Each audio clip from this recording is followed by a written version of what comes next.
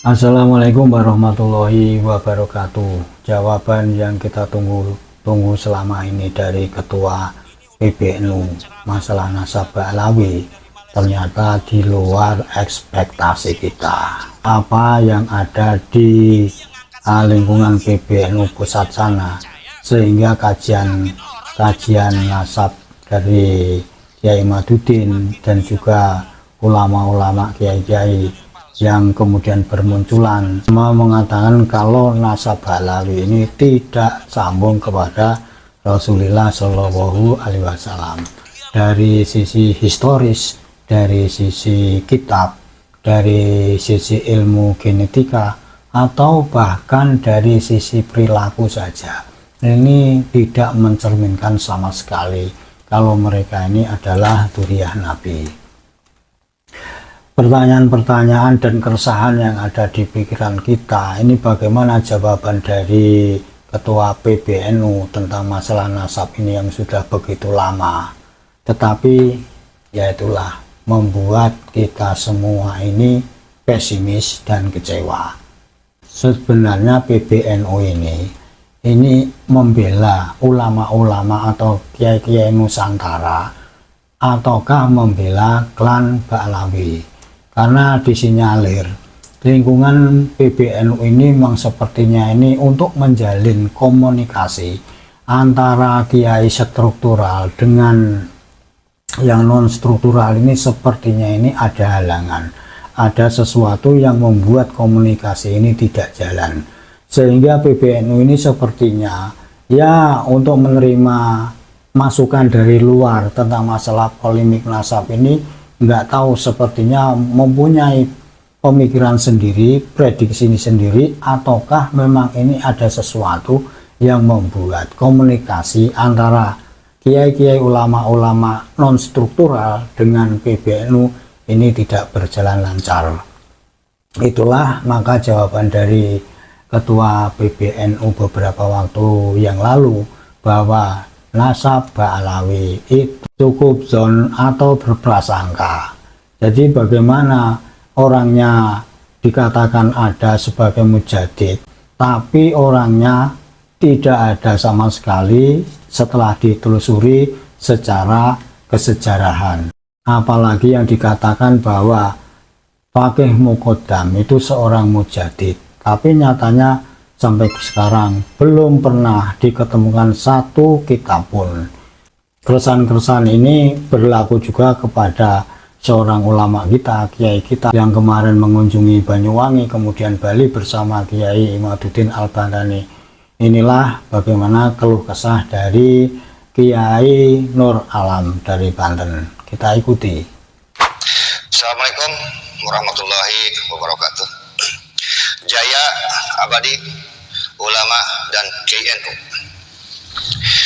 Dulur-dulur sedaya, alhamdulillah pada saat ini saya sedang berada di rumah saudara saya di Surabaya dan diminta untuk memberikan ya keterangan pencerahan dalam channel YouTube-nya. Walaupun singkat, mudah-mudahan apa yang saya sampaikan mendapatkan manfaat untuk semua pendengarnya.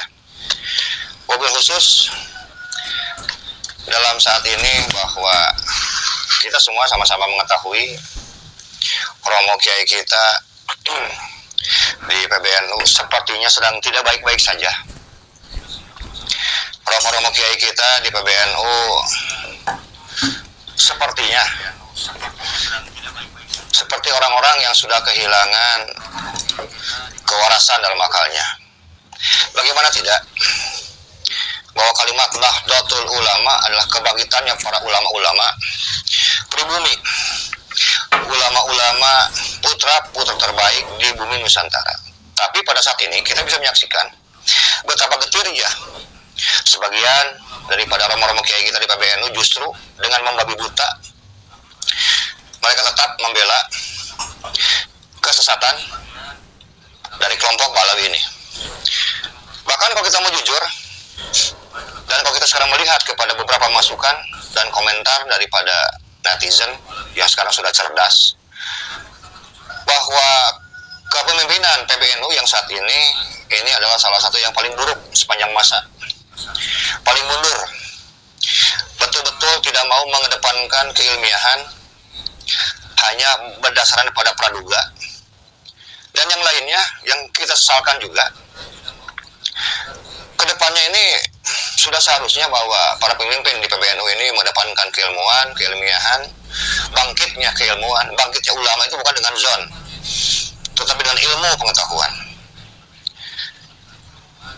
Kalau kita sekarang mau secara jujur, ribuan komentar yang menghujat kepemimpinan sekarang romo-romo kiai yang berada di PBNU. Bahkan kemarin saya sempat bersambung atau disambungkan oleh kawan kita tentang masalah polemik Nasabalawi ini, dan mereka masih ada yang menggunakan kaidah yang tidak tercatat itu belum tentu tidak ada. Ya betul, saya bilang tidak ada. Ya betul, saya bilang kalau mereka itu tukang cilok, tukang candil, tukang tamal ban, tukang tahu gejrot gitu, cocok. Nah ini yang kita bicarakan kan tokoh historis, namanya tokoh historis artinya tokoh sejarah. Bagaimana mungkin tokoh sejarah tidak pernah tercatat dengan label yang begitu hebat, begitu tinggi, memiliki sekarang posisi teratas sebagai imam mujtahid mutlak. Ngeri sebetulnya, tapi nggak punya karya, tidak punya prestasi, tidak memiliki karya tulis satupun, bahkan fatwanya pun tidak ada dalam dunia ini. Karena itu kalau kawan-kawan di bawah sekarang menggelorakan MLB, walaupun saya bukan orang struktural, sepertinya hal ini penting untuk dilakukan. Kita butuh pemimpin ini yang betul-betul membela kiai-kiai pribumi, bukan membela sekarang orang-orang yang ingin menyingkirkan kiai-kiai pribumi dari tanah dan negerinya sendiri. Kalau kita mundur ke belakang, bagaimana sekarang pemerintah penjajah Belanda waktu itu? Mereka sekarang justru mengusir, membunuh, membantai para kiai-kiai pribumi. Kemudian penjajah Belanda justru memelihara, merawat imigran Yaman yang diberikan pangkat yang begitu besar, privilege yang begitu nyaman, kemudian diberikan gelar Habib.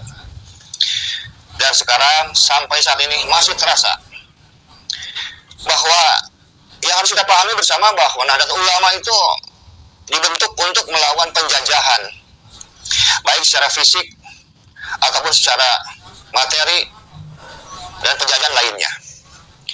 Lalu sekarang mengapa sekarang romo-romo kiai tidak menjalankan amanah secara baik untuk menghilangkan penjajahan spiritual, kemudian mendoktrin warga-warga Nahdlatul Ulama yang sekarang sudah cerdas dan tahu, janganlah membodohi kami para romo. Kita itu orang-orang yang belajar. Yang membedakan kami dengan romo-romo kiai itu hanya umur dan pangkat. Mungkin buat romo kiai saya itu kan bukan siapa-siapa, saya itu bukan orang penting. Cuma romo kiai pun harus tahu, romo kiai walaupun berbeda umurnya dengan saya, lebih tua, lebih senior, memiliki pangkat jabatan yang lebih tinggi, tapi Anda harus tahu, romo kiai itu bukan siapa-siapa juga buat saya. Ya, nggak penting juga buat saya sebetulnya. Karena yang kita perjuangkan adalah kebenaran. Kita ingin merawat sekarang perjuangan wali songo di Indonesia ini. Apakah romo kiai sekarang pernah berkomentar investigasi tentang pembangunan makam-makam palsu? Tidak pernah. Apakah sekarang romo kiai juga sekarang bisa menyikapi, memfatwakan puluhan fatwa sesat yang disampaikan oleh sekarang dari klien Balawi? Tidak pernah juga. Dan perlu juga saya singgung kepada saudara saya yang ada di PKB dan di P3. Anda ini semua kan mayoritas warga NU. Apa Anda sekarang pernah membantu perjuangan kami? Tidak juga. Ini bukti bahwa warga NU yang berada di PBNU sudah tidak bersuara. Termasuk di MUI pun sekarang sudah bisu. Saudara kami sekarang yang duduk di partai baik PKB, P3 atau mungkin partai yang lainnya pun tidak mau membantu perjuangan ini. Jadi sudah cuek-cuek bebek. Orang sudah bilang hari-hari baik. Jadi jangan pikir kami tidak mengamati, tidak memonitor pergerakan Anda. Kami tahu banyak. Jadi jangan anggap kami ini anak-anak Kiai. Karena kami ini sebenarnya bukan anak-anak panjenengan semua, bukan. Kami ini para pejuang dan para petarung. Dan kita siap pasang badan di depan. Dan untuk saudara-saudara kami dari Balawi yang sampai saat ini masih kekeh mengaku sebagai zuriat Nabi, ini ada beberapa pertanyaan yang harus dijawab secara ilmiah. Karena segala sesuatu yang asli itu harus dibuktikan. Jangan sekarang mengaku sekarang barang asli, setelah dicek, diverifikasi ternyata barang palsu. Karena barang asli selamanya akan tetap asli, dan yang palsu selamanya akan tetap palsu. Pertanyaan pertama, kitab manakah dari abad ketiga sampai dengan 9 Hijriah yang menceritakan kelahiran dan kematiannya Imam Ahmad bin Isa dan Imam Ubaidillah bin Ahmad? Pertanyaan kedua, kitab manakah dari abad ketiga sampai dengan 9 Hijriah yang menceritakan masa kecil dan masa remajanya Imam Ahmad bin Isa dan Imam Ubaidillah bin Ahmad? Pertanyaan ketiga, kitab manakah dari abad ketiga sampai dengan 9 Hijriah yang menceritakan masa pendidikan keagamaan Imam Ahmad bin Isa dan Imam Ubaidillah bin Ahmad? Pertanyaan keempat, kitab manakah dari abad ketiga sampai 9 Hijriah yang menceritakan hubungan antara guru dan murid-muridnya Imam Ahmad bin Isa dan Imam Ubaidillah bin Ahmad? Pertanyaan kelima, kitab manakah dari abad ketiga sampai 9 Hijriah yang menceritakan prestasi keilmuan dan dakwahnya Imam Ahmad bin Isa dan Imam Ubaidillah bin Ahmad? Pertanyaan keenam, kitab manakah dari abad ketiga sampai dengan 9 Hijriah yang menceritakan pengakuan dan pujian para ulama di zamannya akan keutamaan Imam Ahmad bin Isa dan Imam Ubaidillah bin Ahmad? Pertanyaan ketujuh, kitab manakah dari abad ketiga sampai dengan 9 Hijriah yang menceritakan kumpulan fatwa-fatwanya Imam Ahmad bin Isa dan Imam Ubaidillah bin Ahmad? Pertanyaan kedelapan, kitab manakah dari abad ketiga sampai dengan 9 Hijriah yang menceritakan gelar mujtahid atau ahli hadis atau ahli fikih atau memiliki mata rantai asar ulama atau syekh di zamannya bagi Imam Ahmad bin Isa dan Imam Ubaidillah bin Ahmad? Pertanyaan ke-9, kitab manakah dari abad ketiga sampai 9 Hijriah yang tidak mencatat atau menceritakan tokoh historis atau mustahid atau ulama hadis atau ulama fikih? Pertanyaan terakhir, yaitu pertanyaan yang ke-10, kitab manakah dari abad ketiga sampai dengan 9 Hijriah yang tidak mencatat atau meriwayatkan tokoh historis atau mujtahid selama 500 sampai dengan 600 tahun selain Imam Ahmad bin Isa dan Imam Ubaidillah bin Ahmad? Sebetulnya saya masih banyak pertanyaannya, cuman saya ringkas saja 10 pertanyaan karena satu pun saya ragu Anda mampu menjawabnya. Tapi kita akan berbicara secara ilmiah untuk membuktikan keaslian Anda. Kemudian yang lainnya yang saya sampaikan, bahwa saat ini setelah saya pulang dari Banyuwangi, Bali, kemudian sekarang berada di Surabaya, semakin banyak data-data yang bisa kita kumpulkan dan juga semakin banyak kegerahan, ketidakpuasan warga Nahdlatul Ulama terhadap kepemimpinan Romo-Romo Kiai pada saat ini. Tadi sudah saya katakan bahwa kepemimpinan PBNU saat ini adalah kepemimpinan terburuk sepanjang masa yang saya ketahui. Jadi kedepannya bagi warga-warga Nahdlatul Ulama agar lebih berhati-hati lagi untuk mencari seorang pemimpin, karena walaupun bagaimana kita tahu, walaupun PBNU tidak berpolitik praktis, tapi sepertinya sekarang sudah melakukan lobby-lobby politik, sudah melakukan strategi politik, sudah melakukan hal-hal yang sebetulnya dianggap tabu, tapi sekarang dianggap biasa. Bahkan sudah melakukan sekarang pembelaan-pembelaan terhadap Balawi yang sebenarnya justru tidak pernah, yang sebetulnya tidak perlu dibela. Yang dibela itu adalah harkat martabat kiai-kiai Nahdlatul Ulama asli, kiai harusnya, bukan orang lain. Nusantara ini dimiliki sekarang oleh bangsa pribumi dari suku asli bangsa Indonesia. Dan kami sebagai bumi putra Nusantara berhak bukan hanya sebagai tuan rumah, tetapi menjadi raja di tempatnya masing-masing. Karena itu sangat aneh apabila sekarang cara pikir romo-romo kiai yang memiliki pangkat, jabatan yang begitu mulia dan terhormat, di ormas terbesar sedunia di bawah NATO kalau kita bicara masalah jumlah. Kok cara berpikirnya, ya mohon maaf Kiai, cara berpikir Anda itu terlalu cetek ya buat kami. Kalau kita bilang ya kaleng-kaleng lah. Jadi ayolah kita bangun kembali Nahdlatul Ulama ini kepada martabatnya yang mulia sesuai dengan posisinya sebagai mitra pemerintahan yang begitu disegani. Sekarang kehormatan Nahdlatul Ulama sedang dipertaruhkan oleh kepemimpinan Anda. Jadi jangan salahkan apabila sekarang sudah riak ada suara-suara yang ingin mengadakan MLB. Kenapa? Karena warga Nahdlatul Ulama sudah tercerahkan, mampu melihat mana yang hak dan mana yang batil. Walaupun jelas Anda tidak mungkin mau turun sendiri, karena mungkin Anda masih betah duduk dalam kepemimpinan sekarang di PBNU.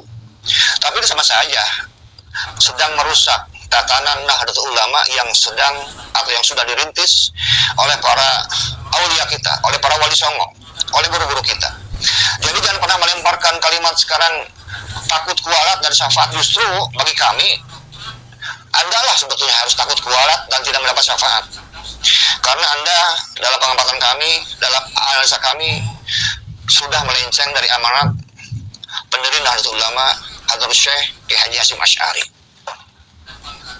Untuk dulurku semua yang terus bergerak dalam perjuangan Wali Songo Indonesia, Laskar Sabilillah, jangan pernah kendor. Kita gaungkan dan kita gemakan suara kebenaran ini dengan apa yang kita miliki. Sudah barang tentu ada beberapa agenda besar, bahkan agenda yang sangat besar sekali yang akan kita buat, dan ini sifatnya masih cukup khusus. Saya tidak katakan bahwa agenda besar kita ini adalah sesuatu yang rahasia, tidak, karena juga kita semua akan tahu kok. Yang perlu kita pastikan bahwa gerakan kita ini adalah pergerakan matahari ketiga. Saya matahari di bumi Nusantara sedang berpihak kepada perjuangan Wali Songo dan Laskar Sabilillah. Insya Allah, biidznillah, bahwa kita akan terus maju, akan terus sekarang bergerak dengan apa yang kita miliki. Dan ada yang mereka tidak ketahui, bahwa kekuatan kultural Nahdlatul Ulama itu sangat besar, bahkan teramat besar. Mereka harus mengkalkulasi sebetulnya apabila ingin berurusan dengan warga Nahdlatul Ulama di dalam kulturalnya, dalam masyarakat akar rumputnya.